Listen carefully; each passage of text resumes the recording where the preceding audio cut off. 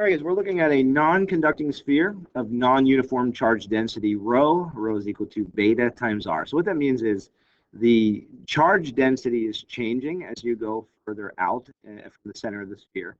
So if you start in the center, there are no charges there because if you put r is equal to 0, you're going to get a charge of 0. But then as you go further out, you have a very low density of charge near the center. And then as you get further out, you're going to see that the charges are more closely packed. So you have a much higher density on the outside. And this is increasing linearly as you go out. Okay, so we have a non-uniform charge density, which means we can no longer say that the total charge to total volume is a constant anymore. This density is not a constant value. So depending on what chunk of the sphere that I look at, I'm going to get a different charge to volume ratio. So density is not equal to Q over V, but it is equal to dQ over dV. So that's always going to be true. The density is dQ dV because this ratio depends specifically on what volume I'm looking at. So where on the sphere am I looking at? And that's going to tell me how much charge I collect. So the first thing that it might be on the AP exam, they might ask you to get an expression for the total charge on this sphere. So I'm going to look at this ratio dq dv is equal to rho, and I'm going to go ahead and rearrange it so that dq is equal to rho dv. And I'm going to integrate both sides since I have a small factor on each side. The integral on the left, I'll go from 0 to big Q, or the total amount of charge of the sphere. And on the right, I have a dv. So that's a three-dimensional integral. I don't want to do multivariable calculus here.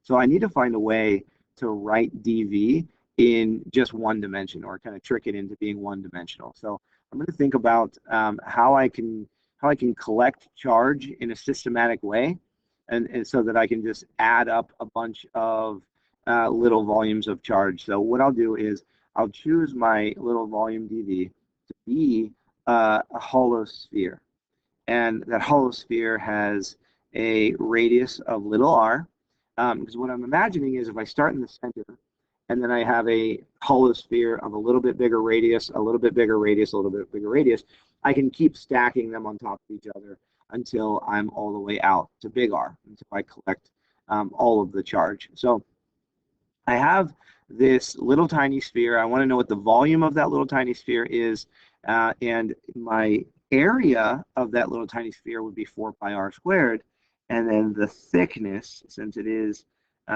infinitesimally thin here, this hollow sphere, I'll have a thickness of dr.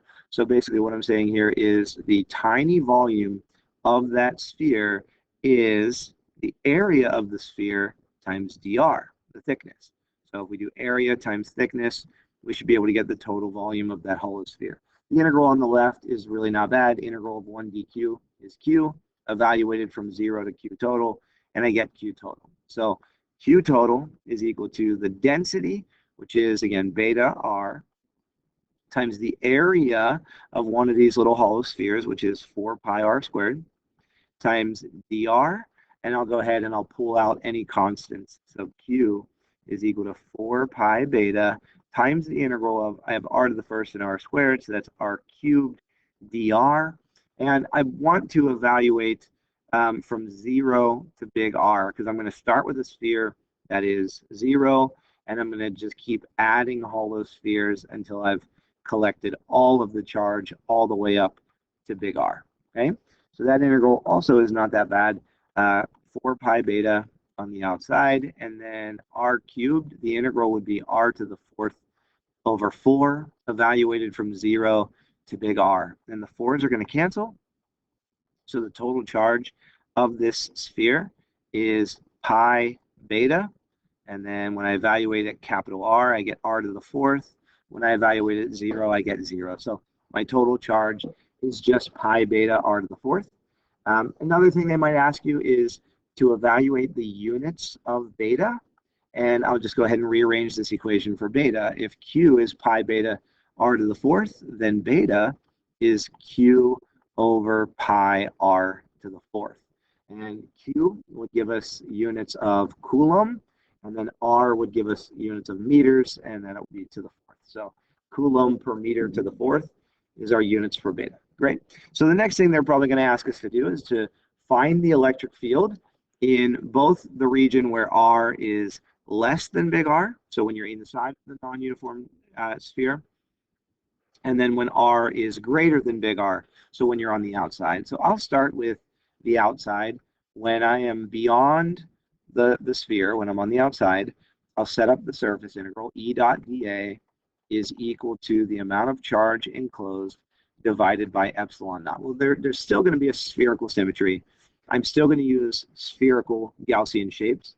So the integral on the left, the surface integral, just becomes E times A, and that's the area of my Gaussian sphere.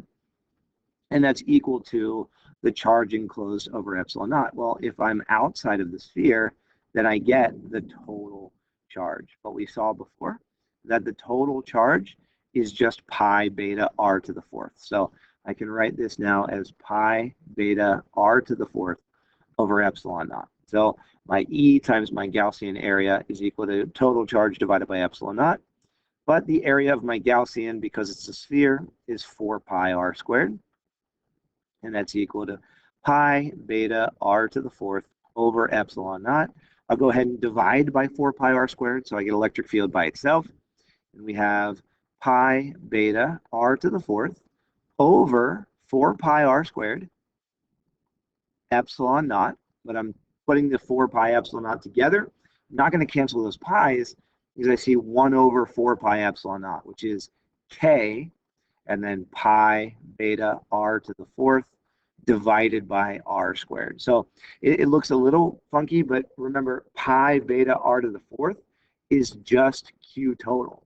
So we get that kind of point charge electric field, kq over r squared, which is not surprising. When we're outside of the sphere, we get that kq over r squared electric field. How about when we're inside of the sphere? That's where it's going to be a little bit different. The surface integral E dot dA is equal to q enclosed over epsilon naught. When I'm inside of the sphere, the amount of charge that I capture depends on how big I draw the Gaussian shape. So I'll need to integrate again to find out how much charge is inside of my Gaussian shape. The left integral, still pretty easy. There's a spherical symmetry. So the surface integral just becomes EA Gauss. And the amount of charge that I capture is going to be density times the volume, but only the volume of my Gaussian, because my Gaussian is smaller than the total volume of the sphere. So the amount of charge I capture is going to be less than the total charge, and that's all divided by epsilon naught. Okay, so I know that my Gaussian area is 4 pi r squared.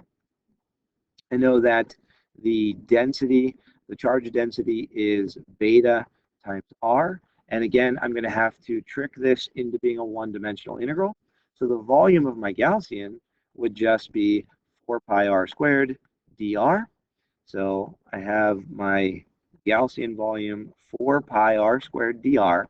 The difference now is I'm not going to go from 0 all the way up to big R because my Gaussian shape is inside of the sphere. So my r is less than big R. So I'm just going to go from 0 to some generic little r that is less than big R. And that's all over epsilon naught. Okay, so I'm going to do a couple things here. I'm going to go ahead and set this integral up, pull out any constants like 4 pi beta. So I have E times 4 pi r squared is equal to 4 pi beta over epsilon naught, those are all my constants, times r cubed dr from 0 to little r. Okay, so the integral is still the same. You still get r to the fourth over 4. You're just evaluating it from 0 to little r instead of big R. So E 4 pi r squared is equal to 4 pi beta over epsilon naught r to the fourth over 4. When you evaluate it from 0 to little r, it just becomes, again, r to the fourth over 4. I see my 4 is going to cancel. I can bring over my 4 pi r squared. So I have pi beta r to the fourth over 4 pi r squared. So 4 pi r squared epsilon naught. Again, 1 over 4 pi epsilon naught is k. So I get k times pi beta. And then I have r to the fourth over r squared. R to the fourth over r squared is just r squared. So that's kind of weird, kind of different. When the non-conducting sphere had a uniform charge density, we got something that was linear with r. Instead here, we're getting something that is quadratic. We have a parabolic electric field. Now, the one thing I want to check is I want to check the electric field at r coming from the right and coming from left. So basically coming from outside and coming from inside. So I'm going to take my k pi beta r squared, and I'm going to evaluate that electric field at capital R. And then I'm going to take my electric field on the outside, which we found to be k pi beta r to the fourth over r squared. So that's k pi beta r to the fourth over a little r squared, but I'm evaluating the electric field at capital R. So r to the fourth over r squared gives me k pi beta r squared. So I just wanted to check that out because I'm going to go ahead and graph the electric field. The one thing that I'm seeing here, just like with the uniform density non-conducting sphere, I'm seeing a continuous electric field. So at R, the electric field is k pi beta times big R squared. So I'll go ahead and draw my electric field graph as a function of radius or distance from the center. And remember, from 0 to big R, I have a quadratic. I have a parabola that opens up because it's a positive R squared. And this point right here, I'm going to go ahead and mark that because I know that both approaching it from the inside and the outside, that point is going to be k pi beta r squared. And then I know that once I'm beyond the sphere, I recover that 1 over r squared proportionality. So I'll say that this is proportional to 1 over r squared. And before r, while I'm inside of the non-uniform sphere, non-uniform density charged sphere, I know that this was proportional to r squared. So I have a little bit different than when I had the non-conducting sphere of uniform density. It was linear up to this point, but since we have this non-uniform density, it's a quadratic or a parabolic electric field from 0 to big R. Okay, so that should be it. If you'd like, you could try to find the electric potential in all of these regions, but that's it for the non-conducting sphere of non-uniform charge density.